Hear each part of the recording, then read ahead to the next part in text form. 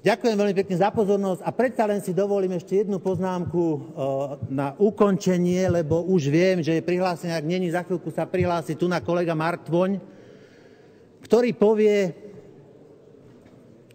že včera to tu povedal, vodu káže, vodku deťom nalieva. Vážený, ja som vytvoril prevádzky, v ktorých je 1000 stoličiek a robí cirka 100 ľudí. A tam zvyknú aj sedávať ľudia. V čase, keď v jednej z tej prevádzke naliali, som ja bol nad Úralom.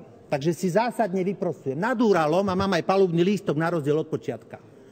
V čase, keď naliali jednej slečne, ja vám to poviem, boli traja, jeden bol šedivý, jedna bola úplne jasné, že má viac ako... A jedna mala údajne 16, ale nevyzerala. Moja dcéra má 16 a keď s ňou idem po meste, tak si ľudia povedia, aha, Somár Hlina si narazil frajerku. Ale dobre, niekto chce. Boli traja, objednali si 2 vodky. Zadanie novinárov bolo jasné. Načapať ma, načapali.